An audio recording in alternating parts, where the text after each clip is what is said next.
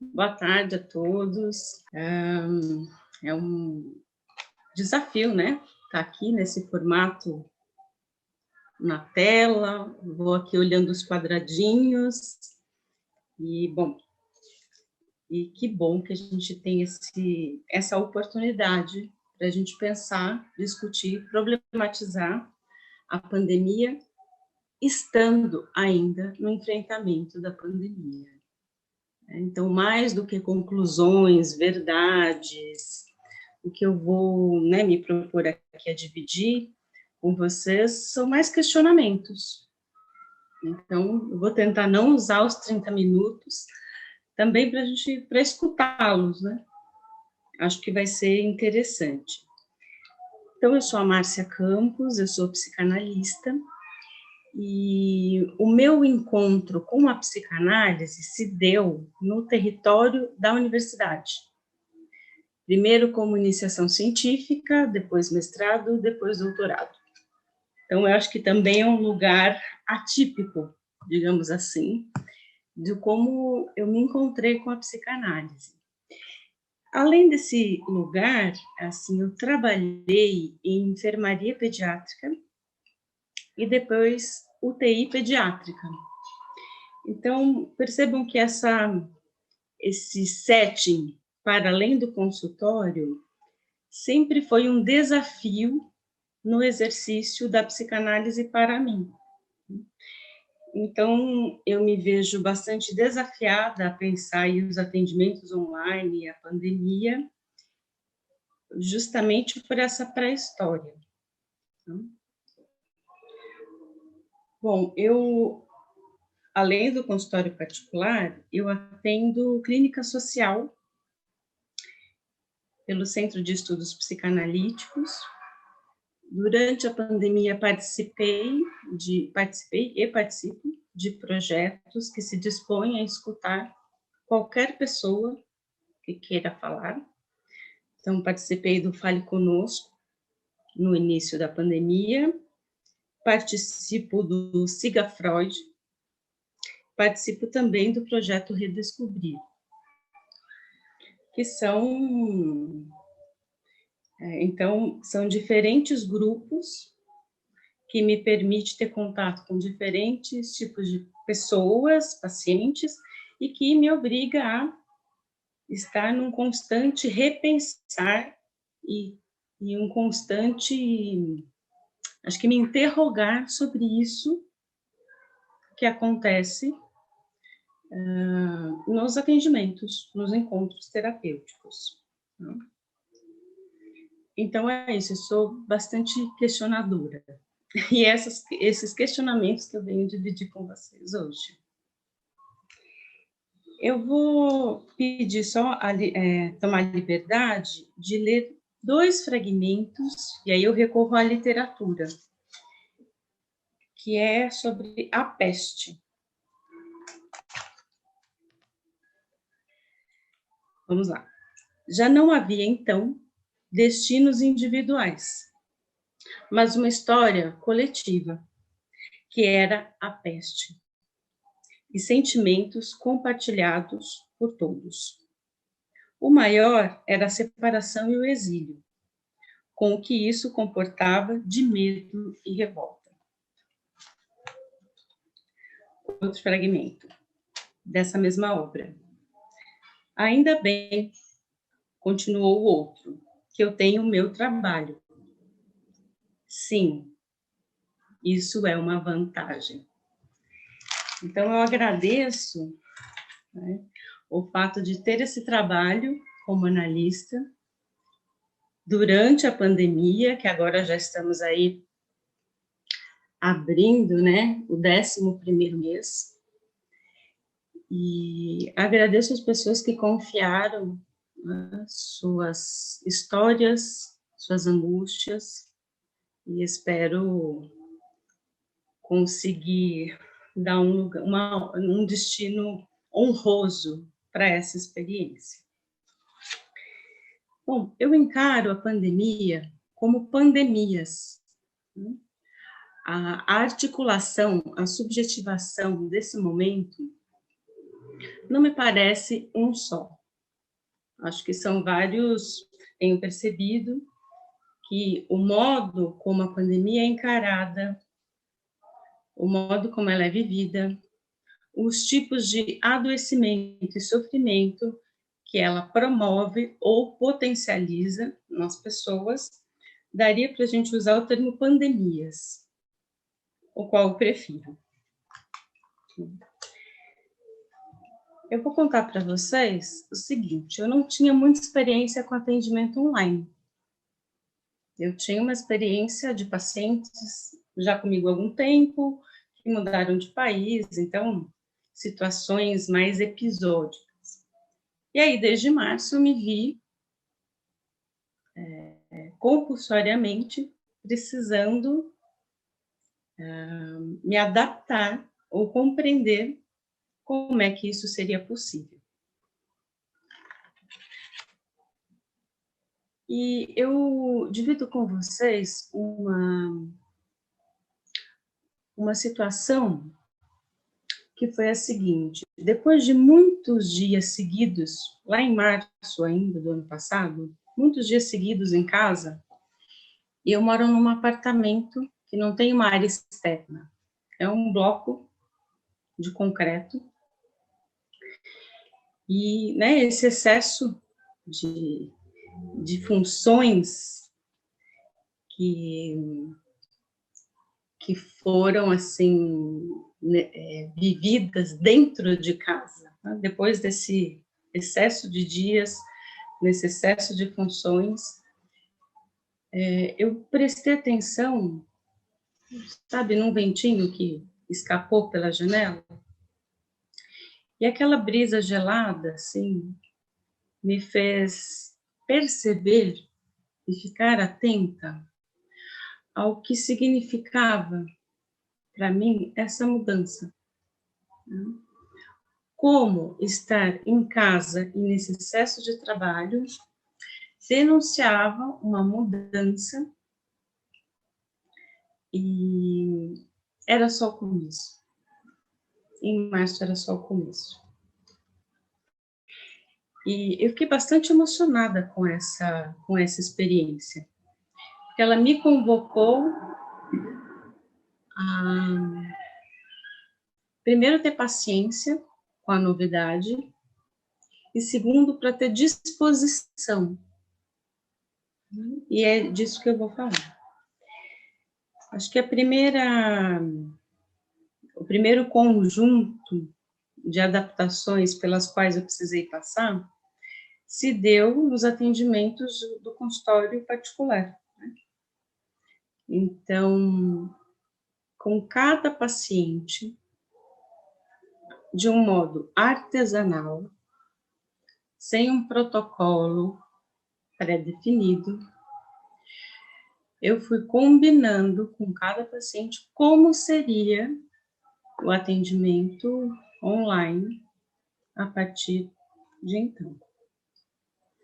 Alguns pacientes, chegamos aí a um combinado do atendimento ser só por áudio, outros atendimentos por vídeo, e aí, se o WhatsApp pelo Zoom, fomos experimentando.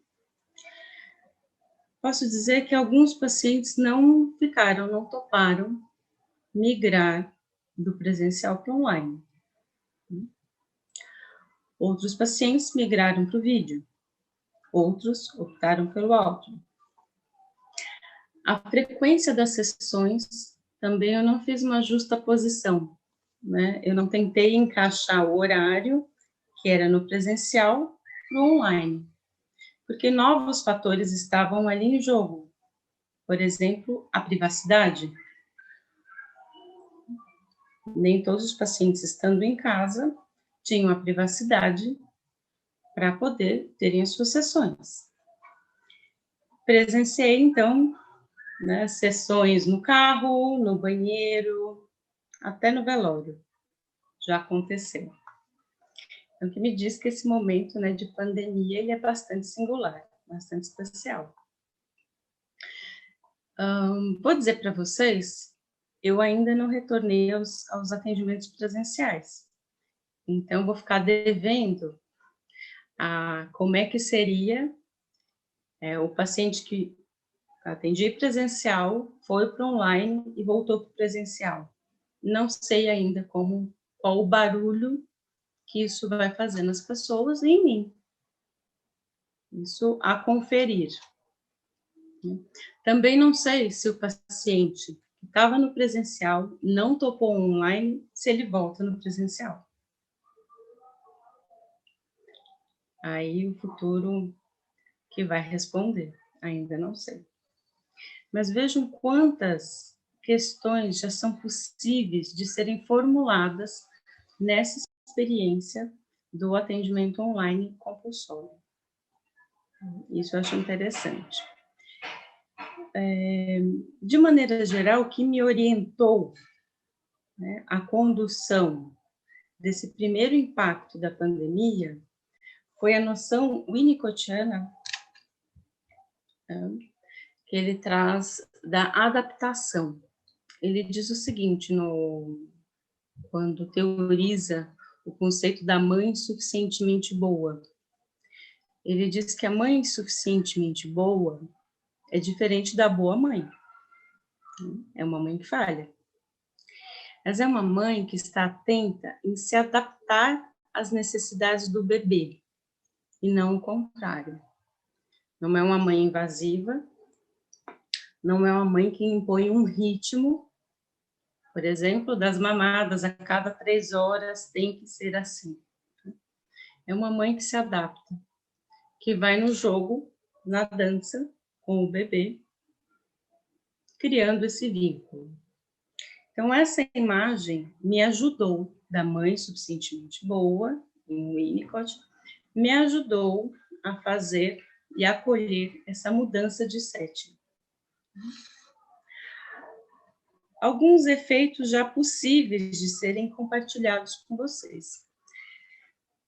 Alguns pacientes, para minha surpresa, total surpresa, se perceberam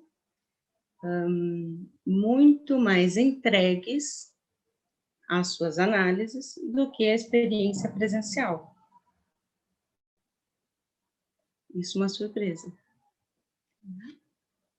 Então, como é que é possível, né, com a precariedade, sim, dessa tela, né, a produção desses efeitos psíquicos e tão importantes?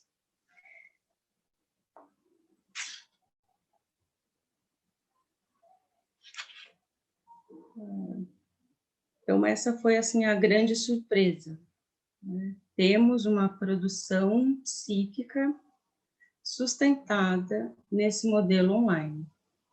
Isso foi, assim, a descoberta durante a pandemia, a minha descoberta. Nesse projeto que eu falei para vocês do Fale Conosco, eu me coloquei à disposição para escutar pessoas, enfim, que quisessem falar durante esse primeiro tempo do confinamento. E foi uma experiência muito interessante, de sotaques, né, de culturas, e eu vivi coisas tão diferentes do que era minha rotina habitual de consultório.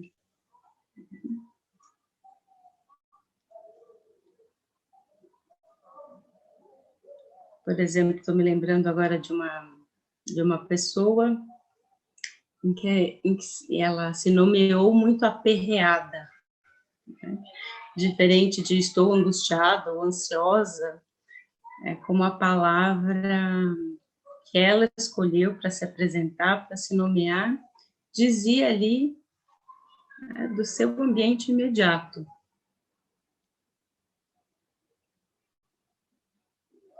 Mas uma experiência desses grupos, né, voluntários, que eu vou dividir com vocês, são 2 experiências que eu vivi no grupo Redescobrir. Esse é um grupo que, de maio a dezembro, chegou a atender 650 pessoas. Então, bastante trabalho tivemos. E uma da metodologia desse grupo é a pessoa que quisesse, né, ter uma sessão, preencher uma ficha, e além dos seus dados pessoais, enfim, dizer o motivo pelo qual procurava esse atendimento. Aos 100 dias de pandemia, eu fiz um pequeno estudo das queixas mais comuns dessas pessoas. E aí eu me amparei no Birman, em que ele vem propondo uma psicopatologia da pandemia, sendo 4 grandes tipos de sofrimentos potencializados pela situação da pandemia. Então, são eles, né, angústias, ansiedades, depressão, melancolia, ansiedades mais depressivas e melancólicas, transtornos psicossomáticos e transtornos de origem obsessiva compulsiva. Grande parte desses demandantes sinalizavam um tipo de sofrimento baseado em ansiedade, né? Não saber o que vai acontecer, o que é a pandemia, o meu trabalho, né, meus vínculos, eu estou presa em casa. Um segundo grupo importante, ansiedades depressivas e melancólicas.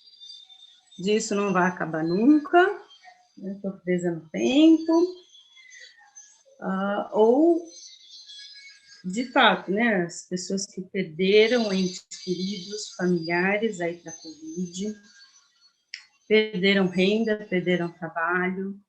Então, essa sucedânea de perdas aparecendo.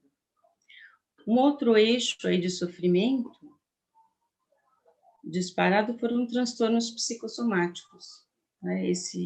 Aos 100 dias aí da pandemia, aumento de bruxismo, cabelo caindo, roer de unhas, a privação sexual, como demandas aí do adoecimento e sofrimento humano. E, em menor número, transtornos mais obsessivos compulsivos, né? Especialmente ligados à higiene. Mais acho que por último, e para abrir aí para as questões, e aí também vem a ver com a minha surpresa na clínica online durante a pandemia, são dos atendimentos continuados, né, que se seguiram mais do que 1, 2 sessões. Eu vou trazer uma história que já dura 5 meses, e de uma pessoa em que ela me diz quando eu pergunto, né, por que você me procura, qual que é a questão, e ela diz, eu não tenho uma questão, eu acho que é isso, eu acho que estou aqui conversando com você para descobrir uma questão. Esse é um exemplo de vários outros que eu tenho percebido que como hipótese, tá? Que essa clínica online, ela acaba favorecendo pacientes que se sentem ausentes de si mesmo, quase como um zumbi, a se arriscarem a um trabalho analítico. Isso como, né, hipótese. Então, esse foi uma situação de várias outras situações de pessoas, e aqui eu vou usar o André Green, pessoas que trazem como uma problemática se sentirem vazias. Bom, acho que estou interessantíssima em saber como é que essas minhas experiências e como essa minha manejo aí, vivência da pandemia, chega para vocês. Estou bem interessada em ouvi-los também. E obrigada, né, por esse espaço coletivo de partilha, de apoio, que eu acho tão fundamental. Vivemos aí esse final de semana, né, a fase, aqui em São Paulo, a fase vermelha, a gente volta a ter restrições, a gente tem aí quase um ano de pandemia, a gente tem um passo para frente, dois para trás, né, tem vacina, mas não é para todo mundo, entendemos o que é o coronavírus, aí vem uma mutação que deixa todos, bom, estamos presos no tempo, o que está acontecendo? Qual que é o futuro? Enfim, e eu acho que viver isso como analista, né, e junto com os pacientes, é bastante singular, né, e bastante propício para a gente pensar a psicanálise, pensar o manejo, pensar a demanda, pensar, enfim, várias questões, mas agora eu quero ver vocês. Sou uma tagarela aqui.